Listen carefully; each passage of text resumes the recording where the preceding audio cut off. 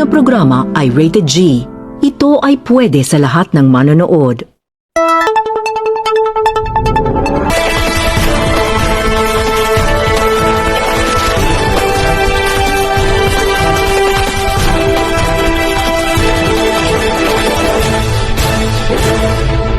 Magandang gabi, Decisions. Narito ang mga balitang aming binantayan. Tinutukan at nakala sa bayan ng Binangonan ngayong araw. Para sa ulo ng mga nagbabagang balita, Binangonan, kabilang sa mayamang munisipalidad sa buong Pilipinas. mga magagandang pasyalan at kainan sa Binangonan, dinarayo ng turista at karating bayan. Para sa balitang sports, mga atleta ng Binangonan Catholic College nanguno sa ginanap na First Masya at Police Sport Fest. At yan ang mga balita ngayon sa Decision Patrol. Ako si Rihanna Janelle Carulia. Ako si Nay Elizare, ngayong araw ng Biyernes, Marso 22, 2024. Kabilang ang munisipalidad ng Binangonan sa itinuturing na isa sa mayamang munisipalidad sa buong bansa. Ito ay ayon sa inilabas ng Annual Audit Financial Report ng Commission on Audit.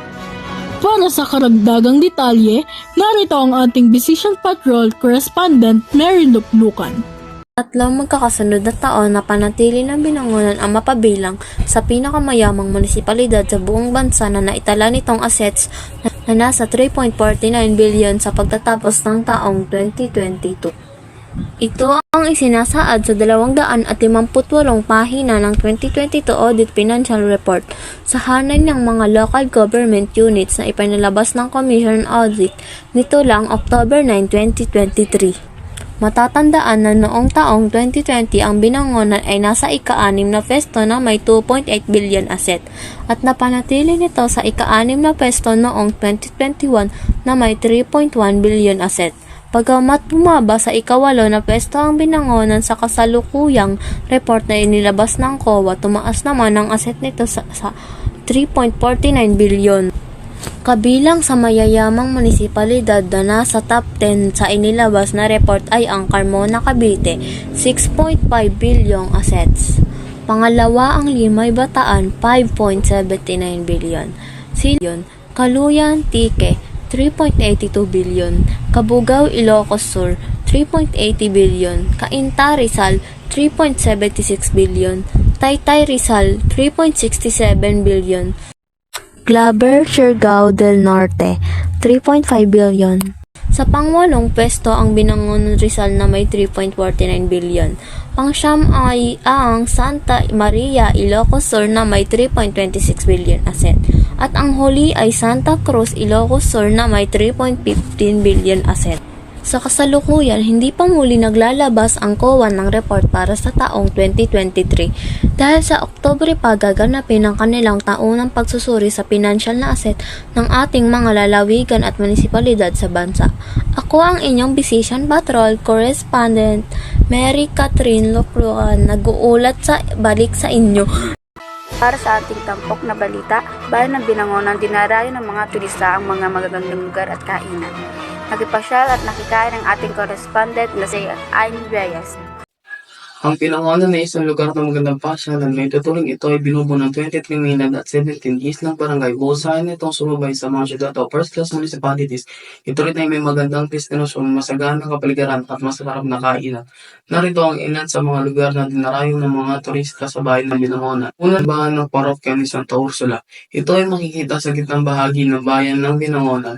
Itinuturing itong mahalagang bahagi sa kasaysayan ng bayan dahil ang simbahan ito ay umiitan ng mahigit 200 taon. Nariyan din ang kalbaryo na pinupuntahan ng mga turista lalo na kapag mahal na araw. Sinasabi ang paakyat dito ay tinuturing na pagsasakripisyo upang mabawasan ang mga kasalanan. Maliban sa may magandang tanawin sa tuktok nito, ito rin ay may tuturing na banal na lugar para sa mga Katoliko. Bilang din sa mga dinarayo ng mga turista sa Binangonan ay ang Binangonan Petrographies. Ito ay matatagpuan sa hangganan ng Binangonan at Angono. Maliban sa ito ay may magandang destinasyon, sinasabi rin ito ay kabilang sa kasaysayan ng Pilipinas dahil naging kublihan ito ng mga sinaunang tao. Patunay na dito ang mga sulat na nakauukit sa dingding ng kuweba. Mayroon din lugar dito sa Binangonan na kung tawagin ay Puente del Diablo. Pinaniniwalaang ito ay gawa ng mga demonyo na nanligaw sa isang dewata. Kwento pa ng mga matatanda ang Puente del Diablo ay 100 na pinagpatong-patong na bato, ngunit di natuloy ng demonyo dahil sa lakas ng kanimbang na ginawa ng mga taong Kristiyano. Kaya nawalang parambola ang mga demonyo. O naman tayo sa masasarap na kainan na dinarayo sa bayan ng Binangonan. Ilan sa mga kainan dito sa Binangonan ay ang Ella Villa Resort, tambayan ni Carlo na matatagpuan sa Barangay Kalumpang, Michael's Restaurant at Ma'am She's Food Stop na nasa Barangay Macamo. At kung ang hilig naman ng mga turista ang Chinese food, nariyan ang pinakabagong kainan na matatagpuan sa BRCC compound ng Little Chinatown. Ang napakayaman ng Binangonan sa magagandang pasyalan at masasarap na kainan. Kaya naman talagang dinarayo ito ng mga karating lugar at mga turista. Ito ang inyong correspondent, Aing Reyes.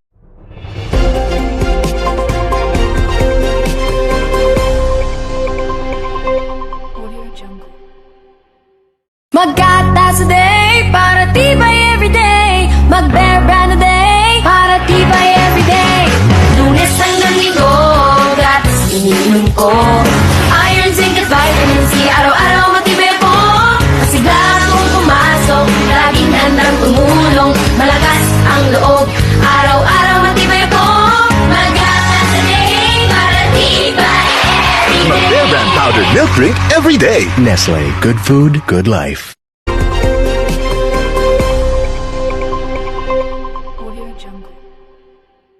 Sa ating balitang sports, nagtala na kasaysayan ang Binangonan Catholic College na masungkit nila ang pagiging overall champion sa ginanap na kauna-unahang MAP sa Antipolo Sports Festival na nagbukas noong December 12, 2023 sa Marikina Sports Center.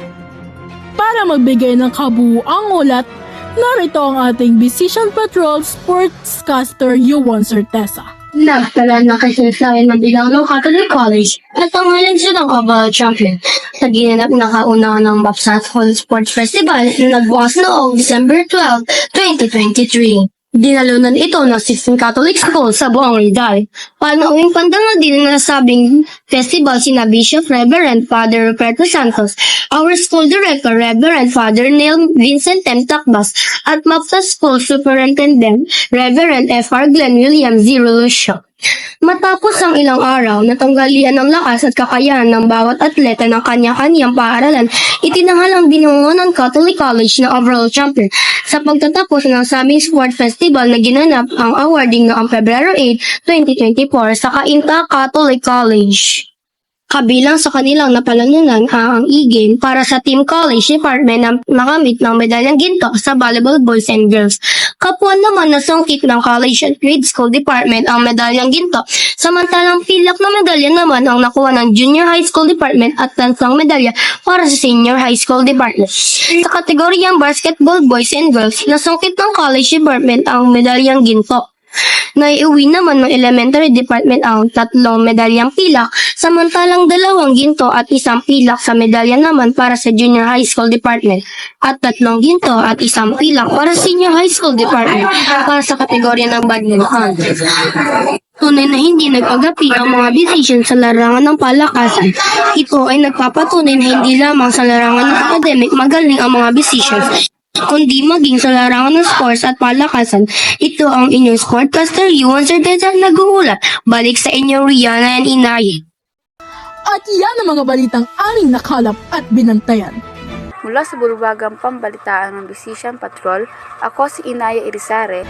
At ako naman si Rihanna Janelle Carulia. Para sa karagdagang balita, maaari kayong bumisita sa aming Facebook page, Decision Patrol, or sa aming website na www.decisionpatrol.com. Magandang gabi!